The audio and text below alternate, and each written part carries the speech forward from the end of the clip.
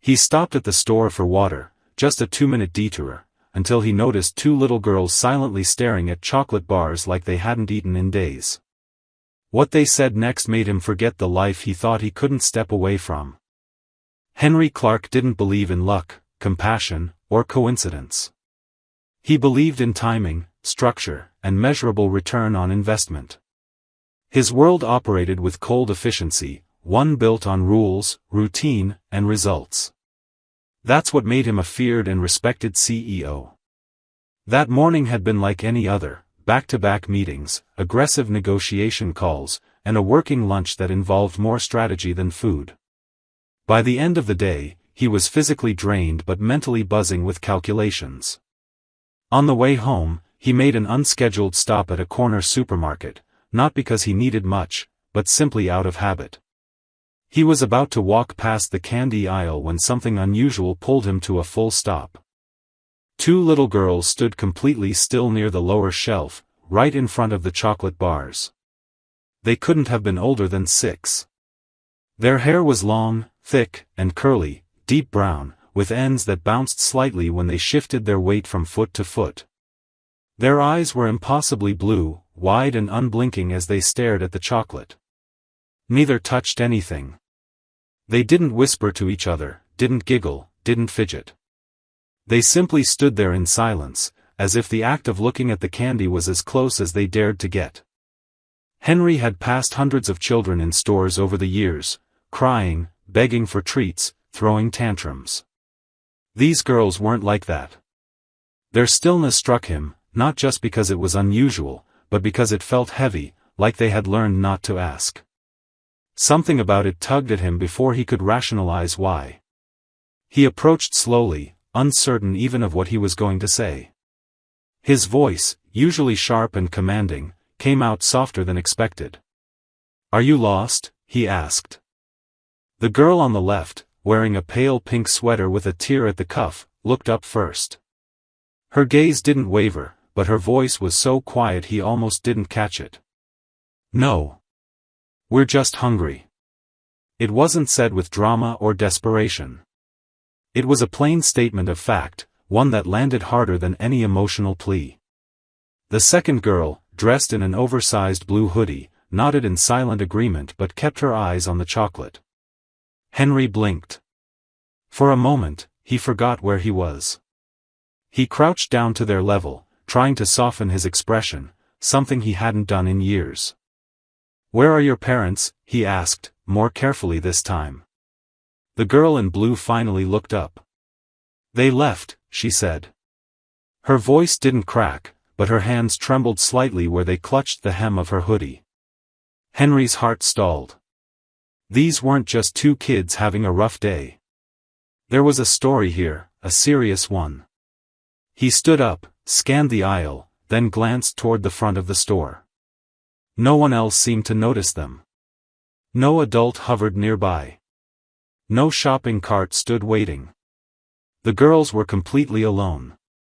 He didn't know what moved him to do it, but he took a basket and filled it: juice, sandwiches, fruit, water, a few chocolate bars.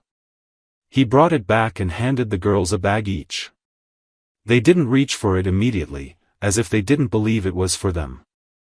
"It's okay," he said, placing the bags in their hands gently. "It's yours." Only then did they accept it, carefully, almost reverently. He didn't ask for their names right away. Instead, he walked them to the front of the store, paid for everything without a word, and told the cashier quietly to ignore protocol. When they stepped outside into the dusk, the wind picked up, and the smaller girl shivered slightly. He shrugged off his suit jacket and draped it over her shoulders, surprised by his own instinct. "Do you have somewhere to go?" he asked, fully prepared for an answer he wasn't equipped to handle. The girl in pink whispered, "Not really. We ran away from the place they sent us. It wasn't good there." Henry didn't respond right away. He looked at the sky, then at the 2 fragile lives in front of him. In that moment, for reasons that defied logic or planning, he made a decision. He offered his hand and said, "Let's go somewhere warm. Just for tonight." The girls hesitated only briefly, then took his hand together, one on each side. As they walked down the sidewalk toward his car, Henry Clark, strict, calculated, cold, felt something break open inside him, and he didn't try to stop it. The drive to Henry's penthouse was quiet, but not uncomfortable. The girls sat in the back seat, buckled in and holding their paper bags of food tightly, as though letting go might mean losing it all. From the rearview mirror, Henry watched them glance out the windows, wide-eyed, taking in the city lights and buildings, their expressions unreadable but alert. He didn't speak much during the ride. He wasn't sure what to say or how to say it. Words didn't come easily to him unless they were part of a business deal or a financial pitch. This was different. This was delicate, and for the first time in a very long time, he didn't want to get it wrong. When they arrived at the building, the girls hesitated before stepping out of the car. The doorman gave Henry a subtle nod, clearly surprised to see him with children, but didn't ask questions. Henry guided them inside, up the elevator, and into his home.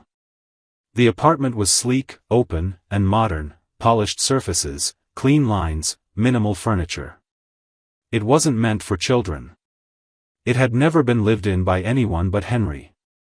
And yet, as the girls stepped into the marble-floored foyer, they looked around with cautious awe, as if afraid touching anything might break the spell.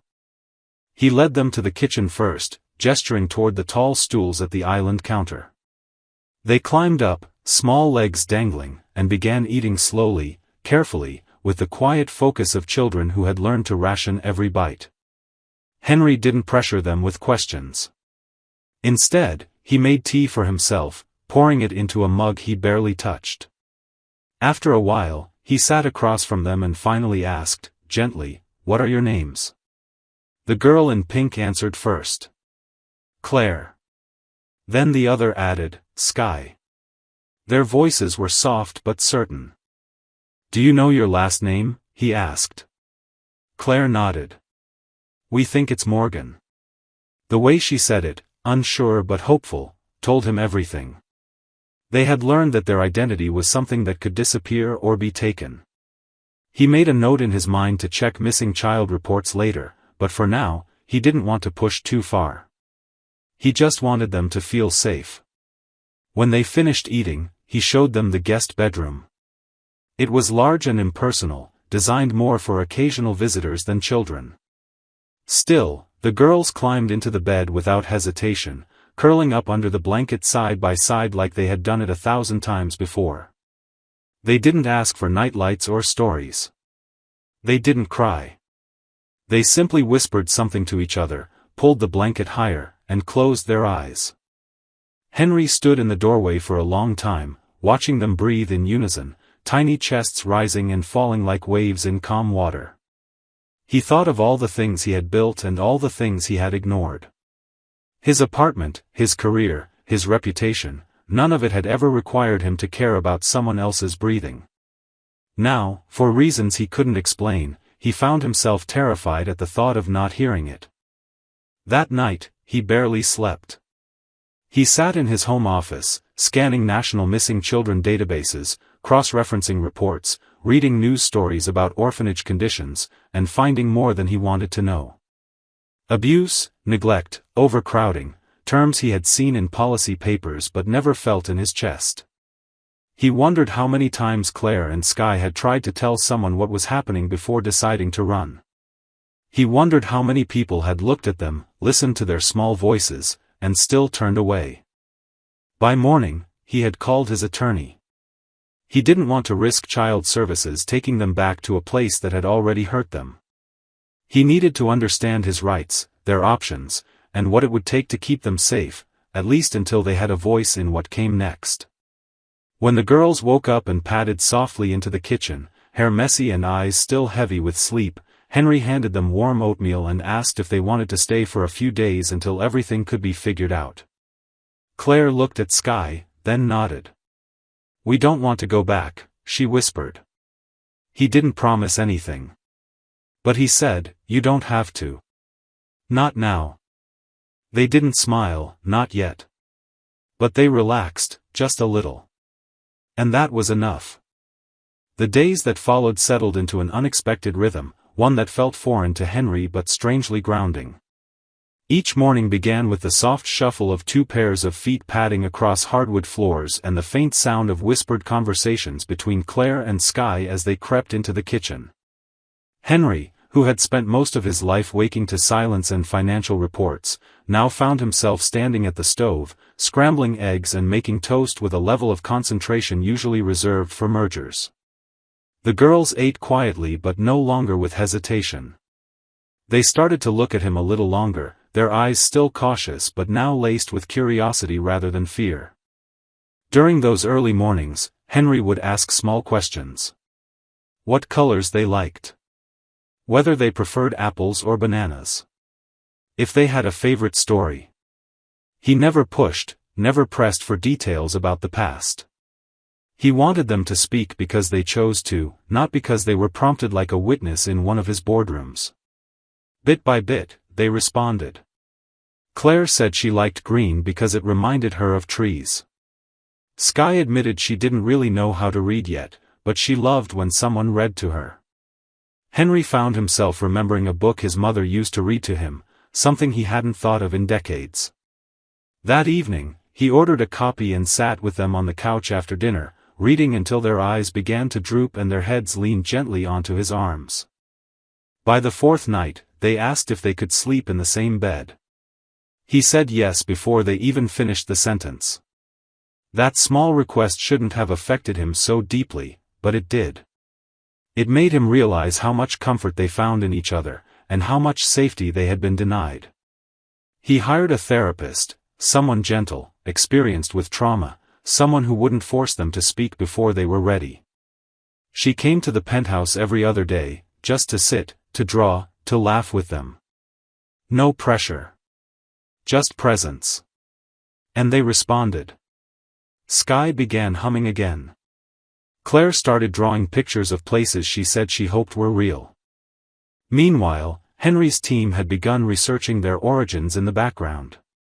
His attorney, a trusted woman named Evelyn he'd known for years, kept him updated. There was no immediate match in any missing persons database. No registered search. No police report filed for children matching their description. It made no sense, and yet, sadly, it made all the sense in the world. If their parents had abandoned them deliberately, and the system had lost them in the shuffle, there might be no official trace at all. It terrified Henry to think about how many other children had slipped through in the same way. He didn't tell the girls about the search. Not yet. What he gave them instead was consistency. Breakfast at the same time. Walks to the park. A bedtime story every night. He let them choose pajamas, pick out colorful toothbrushes, decorate their new space with stickers and paper snowflakes. He bought a second-hand piano and placed it in the corner of the living room after Skye tapped a few notes on a toy keyboard at a bookstore and lit up like it was magic. Claire began lining the bookshelves with handmade paper flowers and alphabet labels. The penthouse was slowly becoming something it had never been, alive. One evening, Claire walked into his office while he was reading over a proposal. She stood quietly for a moment, watching him.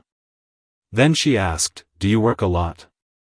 He looked up, surprised, and answered honestly. "I used to." She nodded and said, "We don't like when people disappear." Then she left the room without another word. Henry sat frozen for a long time after that. It was the first time either of them had said anything that hinted directly at their past. It wasn't a cry or a plea, it was a simple truth. And it shook him. From that night on, Henry made a promise to himself. Whatever happened, whatever legal complications or unexpected obstacles arose, he would not disappear. Not from them. Not now. He didn't know yet what role he was meant to play in their story, but for the first time, he didn't feel the need to define it. He only knew he was already in it. And he wasn't walking away. By the second week, the penthouse had shifted from sterile quiet to gentle noise. The kind of noise Henry had never known he would welcome, the soft tapping of small feet running between rooms, bursts of laughter echoing down the hallway, the occasional clatter of dropped crayons or storybooks scattered across the floor. Claire and Skye had developed their own routines, ones that no longer revolved around fear or hunger. They knew breakfast would be waiting for them. They knew someone would ask how they slept and mean it. They knew that when the sun went down, there would be warm light, clean pajamas, and someone nearby in case the dark crept in too deeply.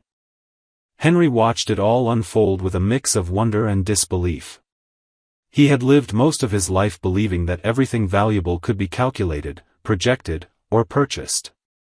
But there was no formula for the quiet trust in a child's eyes when she leaned her head on your shoulder without hesitation. No metric could explain why Skye had begun humming again or why Claire now lined her shoes up beside his near the front door, as if claiming the space as hers too. The small signs of belonging were subtle, but they changed everything. Still, the unanswered questions lingered. Henry hadn't stopped the investigation. His attorney Evelyn had expanded the search, not just looking for missing child reports, but digging into foster system records, underfunded state homes, and even quiet settlements involving neglect claims. They discovered a lead. A rural orphanage in another state had filed a vague report several months prior about 2 girls who had left the premises and were never located. There was no urgency in the report, no follow-up, no legal inquiry. Just a name, Westfield House.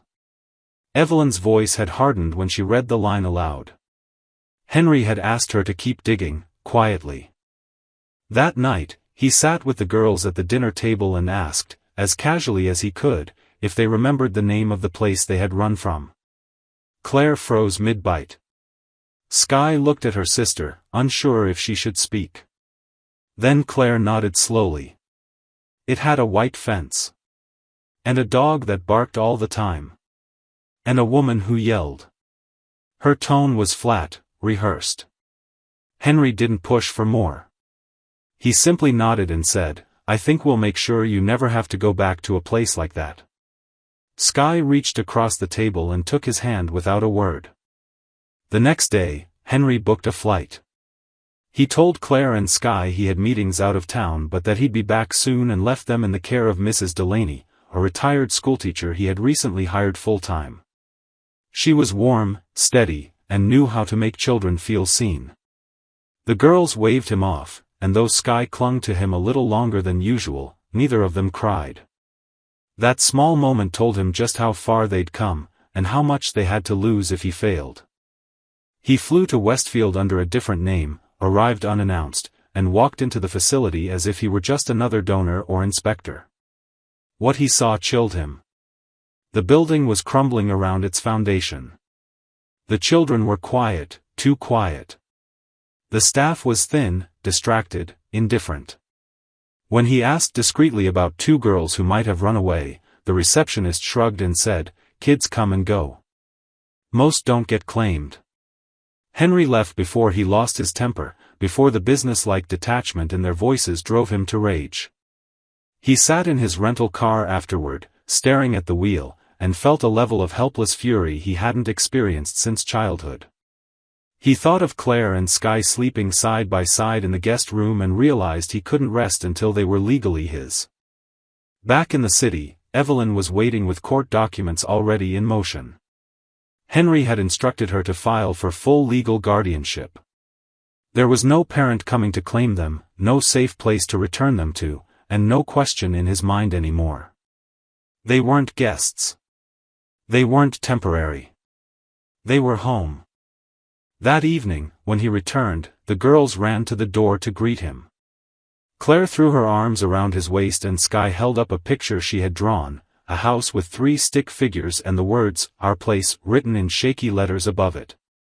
Henry took the picture in his hands and knelt down to them. "I had to make sure," he said quietly, "that no one would take you away." Claire whispered, "Did you find the scary place?" Henry nodded. "And I made sure you'll never go back." Skye smiled, and for the first time, her voice carried no trace of fear when she said, "Okay, Daddy." Henry didn't correct her. He just pulled them both close and let himself believe, finally, that this life, these girls, this feeling, wasn't something accidental. It was exactly where he was meant to be. 2 days after Henry filed for guardianship, everything changed again. It started with a phone call that came late in the evening, just after the girls had gone to bed. Evelyn's voice was low, steady, but Henry could hear a shift in her tone. She told him that someone had come forward, a man claiming to be the girl's biological father. His name was Thomas Morgan, and he had recently been contacted through an online notice Evelyn's team had quietly posted during the background investigation, hoping to find family who might verify details or provide context. Instead, they got a man with a record and a demand. Henry listened in silence as Evelyn explained that Thomas had confirmed the girls' names, ages, and even birthmarks. The information matched. According to the birth certificates she obtained, he was legally their father. But it wasn't concern or fatherly interest that brought Thomas to light, it was money. He'd seen an article online speculating about Henry's wealth and personal life.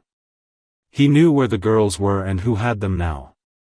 Through a lawyer, he had filed a motion to reclaim custody, citing abandonment by the mother and asserting his rights as their surviving parent. Henry's jaw clenched as Evelyn spoke. She told him not to panic, that it was just the beginning of a legal fight, not a verdict. But Henry didn't panic. He felt something sharper. Protective. Cold.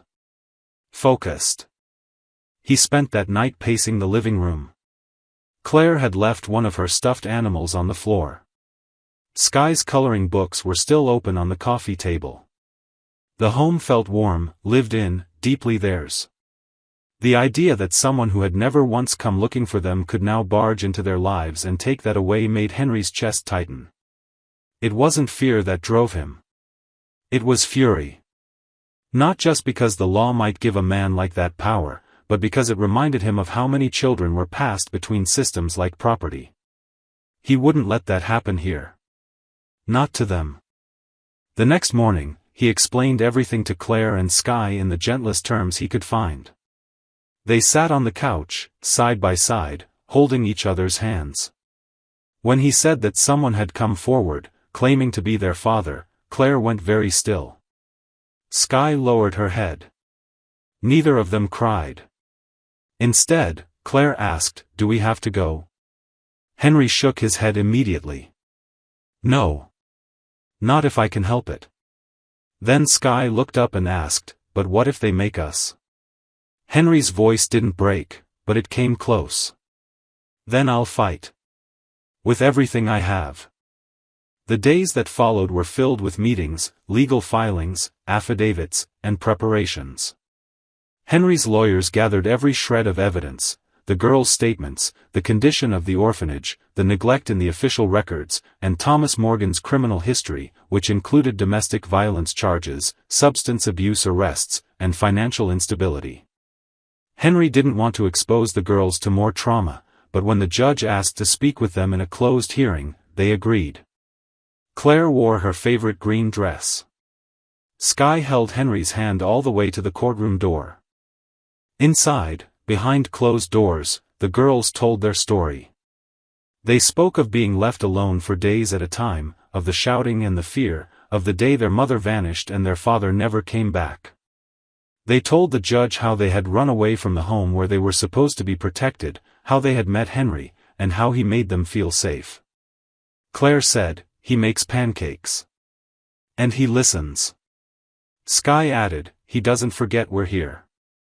When the judge asked if they wanted to stay with him, they both said yes at the same time. Henry waited in the hallway during that hearing, sitting on a bench with his hands clasped and eyes fixed on the floor. When the door opened and the girls came back out, Claire ran to him and buried her face in his chest. Sky followed, hugging him tightly around the waist. They didn't say anything, and they didn't need to. He held them both and knew that no matter what the judge decided, this bond was real. It wasn't about biology. It wasn't about legality. It was about love that had been chosen, not assigned. That night, back at home, he tucked them in with extra care. They asked if he would still be there in the morning. He smiled and said, "Always." For the first time since the court filing, they slept through the night without waking.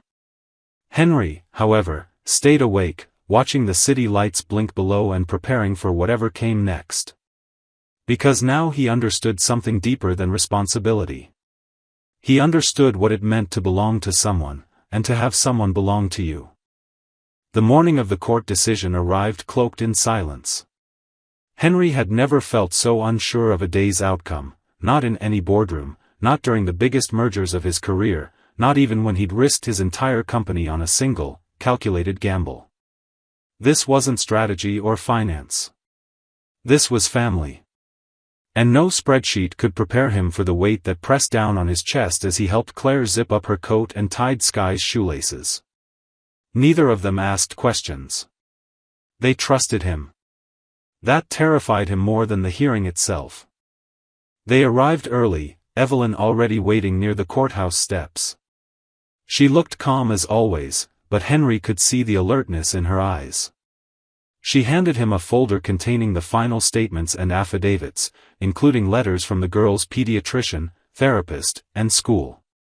Each one spoke not only of the girl's improved health and well-being, but of how central Henry had become to their healing. Claire held Sky's hand tightly as they walked through the metal detectors and into the courtroom's waiting area.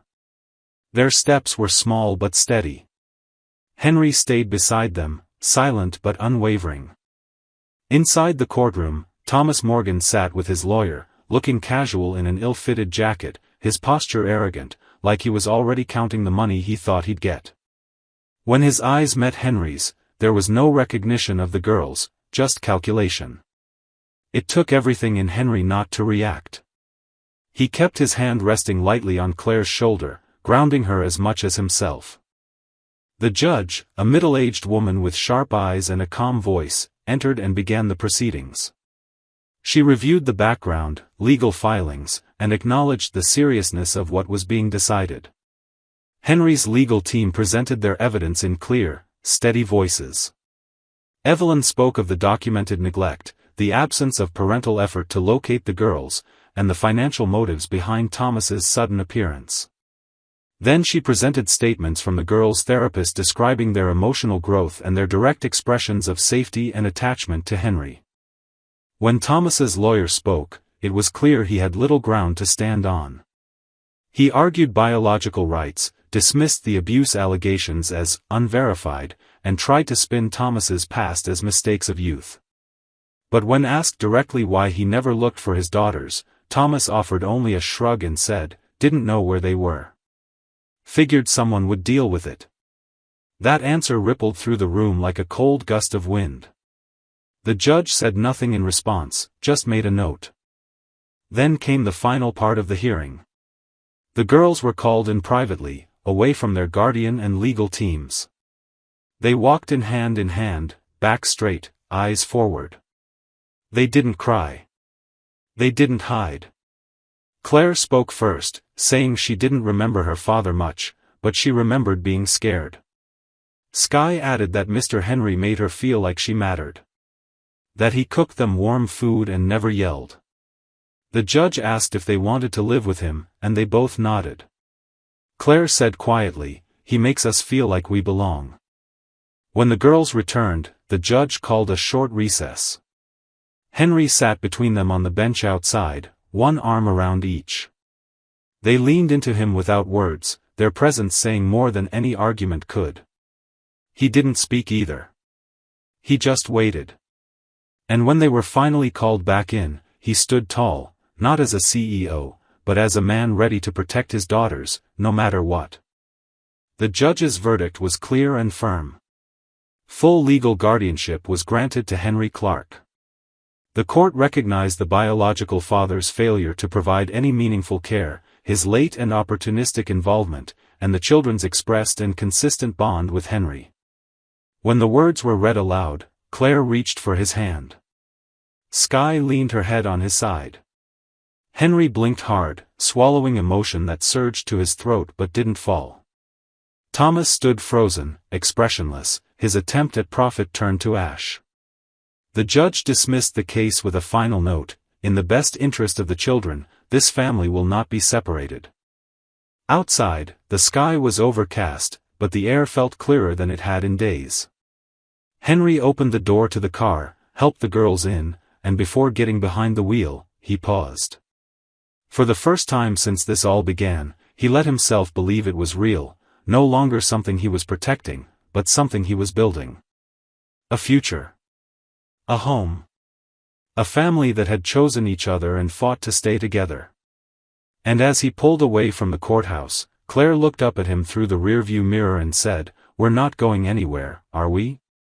Henry smiled, eyes damp, and answered, "Never again."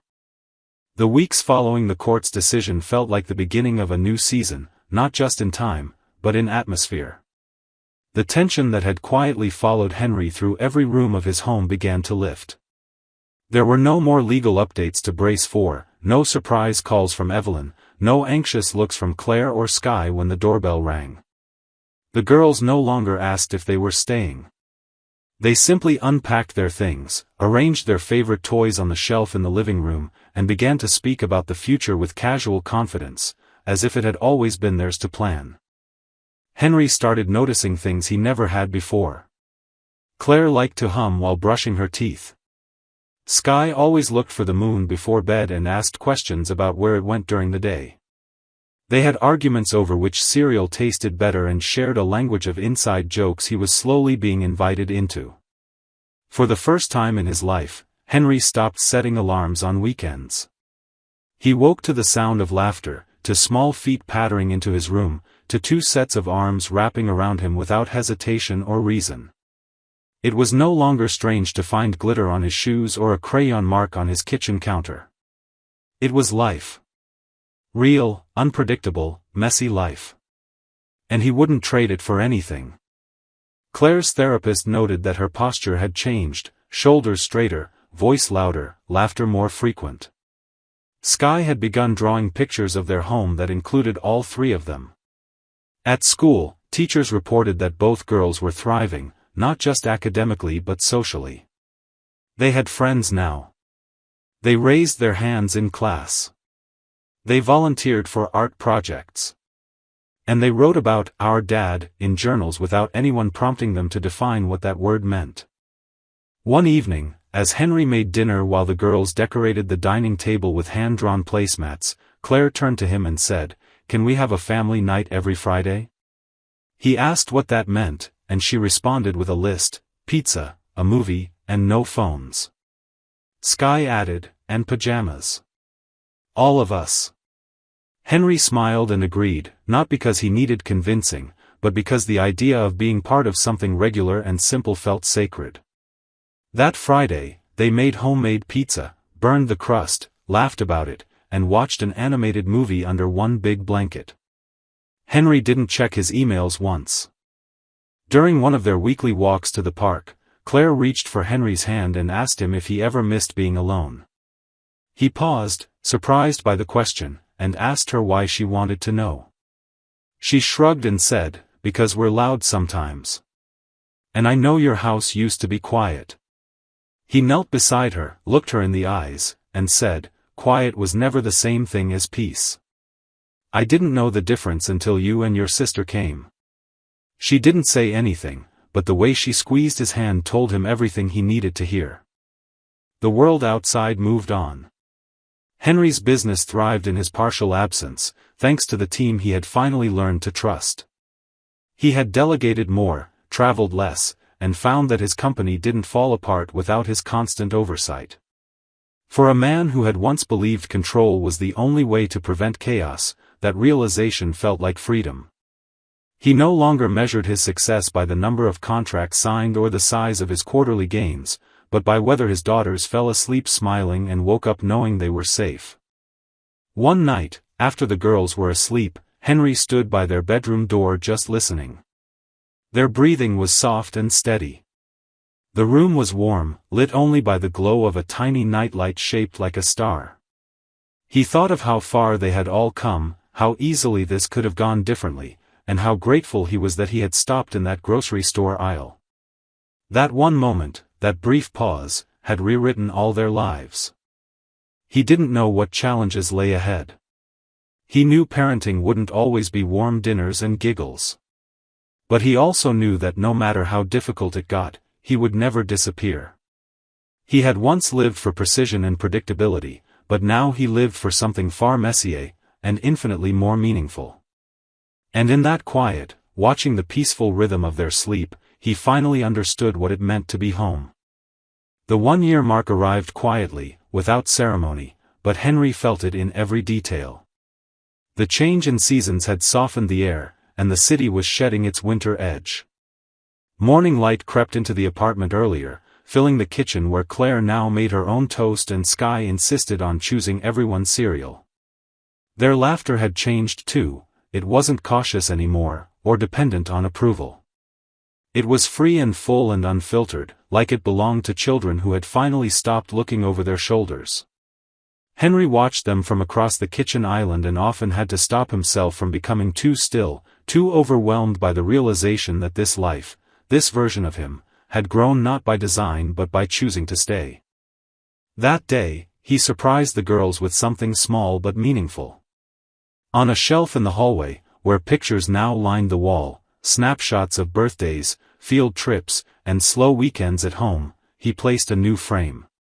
Inside was a photo taken a few weeks prior, the three of them at the park, sitting on a picnic blanket. Claire was mid-laugh, head tilted back. Skye was holding an ice cream cone with both hands, already half melted down her fingers, and Henry, unaware the photo was even being taken, was smiling at them with a quietness that said more than words ever could. When the girls noticed it later that morning, they stared at it for a long time. Then Skye turned to him and asked, "Is this our family wall now?" Henry said yes, and Claire, without hesitation, added, "It's missing one more thing." She ran to her room and returned with a drawing she had made days ago, 3 figures holding hands under a blue sky with the words, "Clark Family" written at the top. Henry hung it beside the photo and felt something settle inside him, not as if something new had begun, but as if something finally felt complete. Later that afternoon, they walked to their favorite cafe, a weekly tradition that had evolved into something sacred. The barista knew their orders by heart. The girls raced ahead, laughing as they tried to beat each other to the corner. A woman nearby, holding a toddler's hand, smiled at them and then at Henry. "Twins?" she asked casually. Henry smiled. "Not quite, but they're mine." It was the first time he'd said it aloud in public, and hearing the word surprised even him, not because they were new, but because they felt so natural now. That night, after the bedtime story, after the teeth brushing and the pajama rituals and the last glass of water that was always requested for no real reason, Claire sat up and asked, "Do you think Mom would have liked you?" It was the first time she had spoken about their mother since the court hearing. Henry paused, surprised not just by the question, but by the ease with which she asked it. He took a moment, then said, "I hope so. I think she would have liked how strong and smart you both are." Skye, already halfway to sleep, murmured, "You don't feel like a stranger anymore." Henry tucked them in again, adjusting the blanket so their feet didn't peek out, the way they both liked. He turned off the light and stood at the door for a while, watching their silhouettes breathing slowly in the dim glow of the nightlight.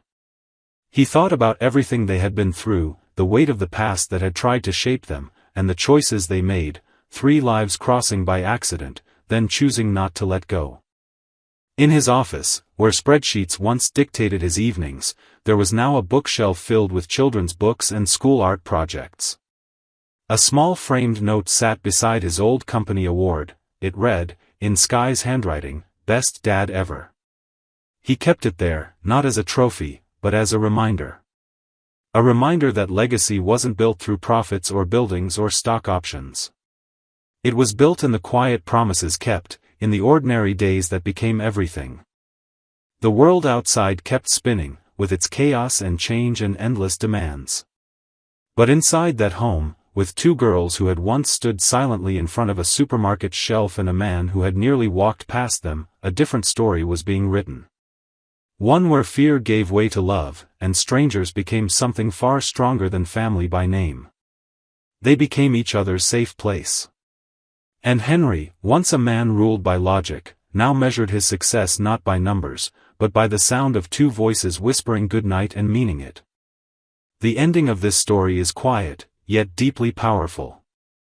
It doesn't shout triumph like headlines do, but instead leaves you with the sense that something truly meaningful has taken place. This isn't a story about wealth, it's about choice. Henry, a man shaped by control, calculation, and distance, found himself in a moment where none of those things mattered. There was no strategy to apply, no deal to close. And still, he chose to stay. Not out of obligation. Not because it would look good. But because, for the first time, he realized he had someone to fight for. What makes the conclusion especially moving is how the transformation happens in the details, in the first smile, the first whispered "Dad," the first photo on the wall.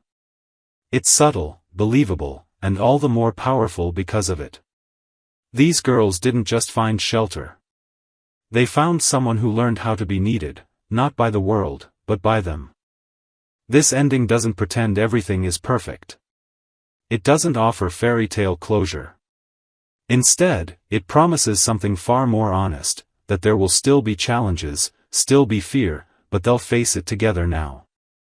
And that, quiet, steady, and real, is the most powerful kind of ending there is.